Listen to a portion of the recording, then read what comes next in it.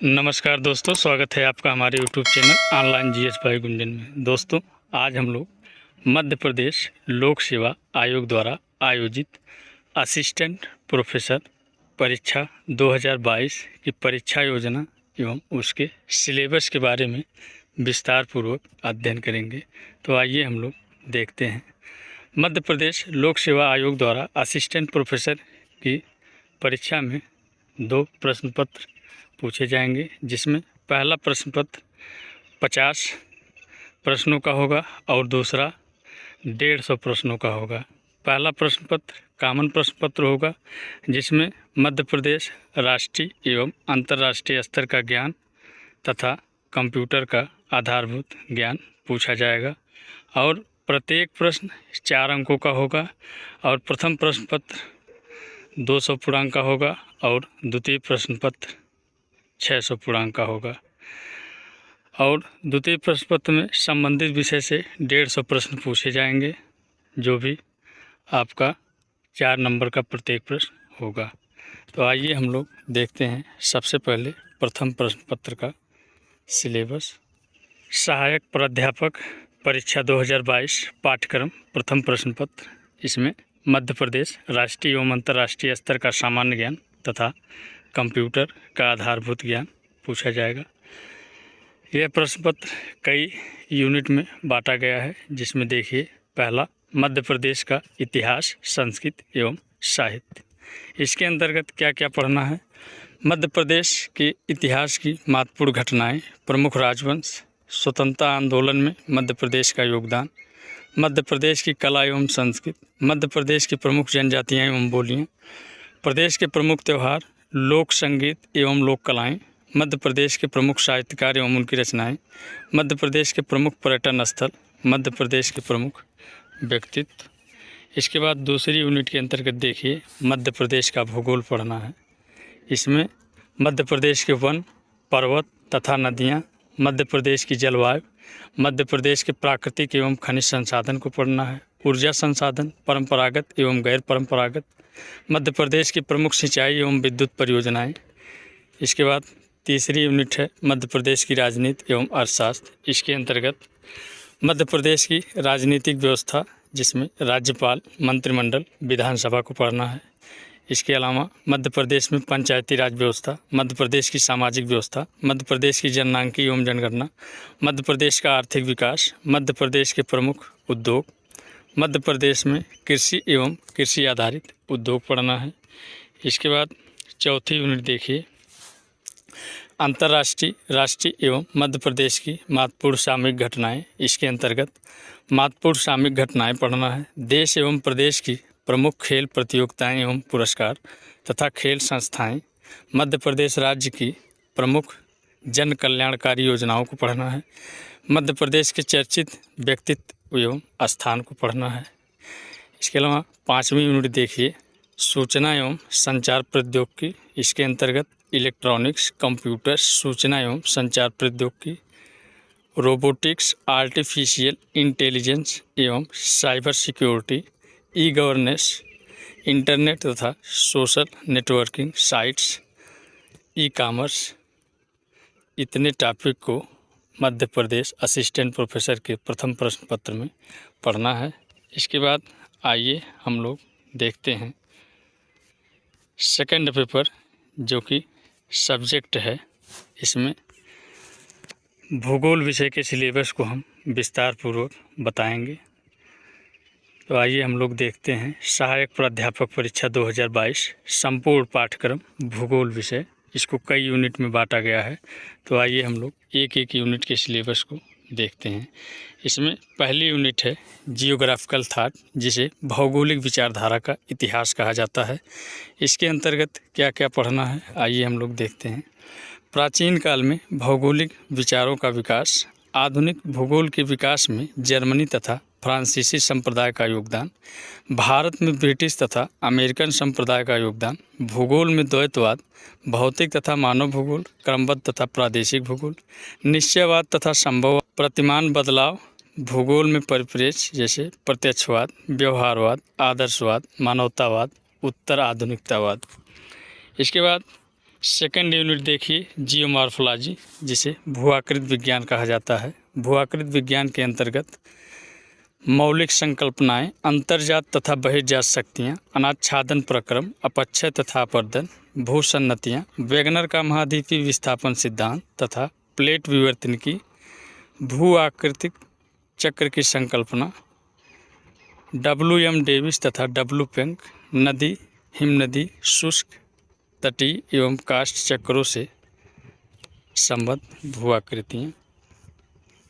इसके बाद तीसरी यूनिट है क्लाइमेटोलॉजी, जिसे जलवायु विज्ञान कहा जाता है।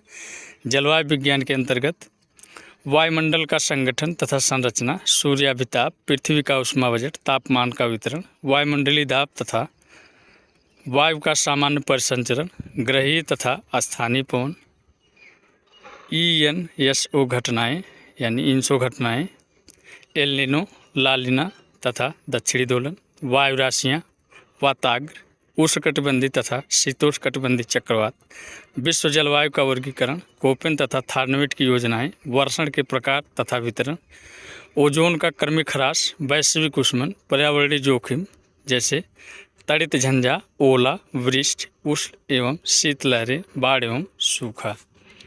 इसके बाद चौथी यूनिट देखिए ओशिनोग्राफी, जिसे समुद्र विज्ञान कहा जाता है। इसके अंतर्गत क्या क्या पढ़ना है? महासागरीय नीतल के उच्चावच, हिंद, अटलांटिक तथा प्रशांत महासागर, महासागरीय निक्षेप, महासागरीय संसाधन, प्रवाल भित्तियाँ, उत्पत्ति तथा प्रकार, महासागरों का तापमान, लवणता, महासागरीय जल का घनत्व, ज्वार भाटा तथा महासागरीय धाराएं। मित्रों, समुद्र विज्ञान, क्लाइमेटोलॉजी तैयार करने के लिए आप लोग शविंदर सिंह की पुस्तक को फॉलो कर सकते हैं। भू-आकृति विज्ञान के लिए, जलवायु विज्ञान के लिए, समुद्र विज्ञान के लिए और जियोग्राफिकल थॉट यानी भौगोलिक चिंतन के लिए आप माजिद हुसैन की पुस्तक को फॉलो कर सकते हैं। इसके बाद पांचवी महत्वपूर्ण यूनिट देखिए population geography and settlement geography यानी जनसंख्या भूगोल और अधिवास भूगोल। इसके अंतर्गत क्या क्या पढ़ना है? जनसंख्या भूगोल, विश्व में जनसंख्या का वितरण प्रतिरूप, जनसंख्या वृद्धि, प्रजननशीलता तथा मृत्यु दर विश्लेषण, जननांकीय संक्रमण, प्रवास के प्रतिरूप तथा प्रक्रिया, जनसंख्या नीति, जनसंख्या, संसाधन प्रदेश, सांस्कृतिक प्रदेश, अधिवास भूगोल, नगर प्रदेश, प्राथमिक नगर यानी प्राइमेट सिटी, कोट या आकार नियम, नगरीय वृद्धि की पारिस्थितिक प्रक्रियाएं, नगरीय उपांत, अधिवास पदानुक्रम, केंद्रीय स्थान सिद्धांत, क्रिस्टालर तथा लाश। इसके बाद छठी महत्वपूर्ण यूनिट है राजनीतिक भूगोल, प्रादेशिक नियोजन तथा विकास यानी political geography, regional planning and development. इसके अंतर्गत क्या क्या पढ़ना है? इसमें देखिए सबसे पहले राजनीति भूगोल। राजनीति भूगोल के अंतर्गत केंद्र स्थल तथा उपांत स्थल यानी परिधीय स्थल सिद्धांत को पढ़ना है। राज्य के भौगोलिक तत्व, भौतिक, मानवीय तथा आर्थिक, सीमांत तथा सीमाएं, हिंद महासागर का भू राजनीतिक महत्व, भारत में अंतर प्रांतीय मुद्दे तथा प्रमुख जल विवाद। इसके बाद प्रादेशिक नियोजन एवं विकास के अंतर्गत नियोजन प्रदेशों की संकल्पना, प्रादेशिक परिसीमन की विधियाँ, प्रदेशों के प्रकार, विकास के संकेतक, समपोषित विकास, भारत में प्रादेशिक नियोजन। इसके बाद सातवीं महत्वपूर्ण यूनिट है आर्थिक भूगोल, जिसे इकोनॉमिक ज्योग्राफी कहा जाता है। आर्थिक भूगोल को तैयार करने के लिए आप जगदीश सिंह की पुस्तक को फॉलो कर सकते हैं, जिसमें आर्थिक भूगोल को विधिवत तरीके से व्याख्यात्मक रूप से बताया गया है।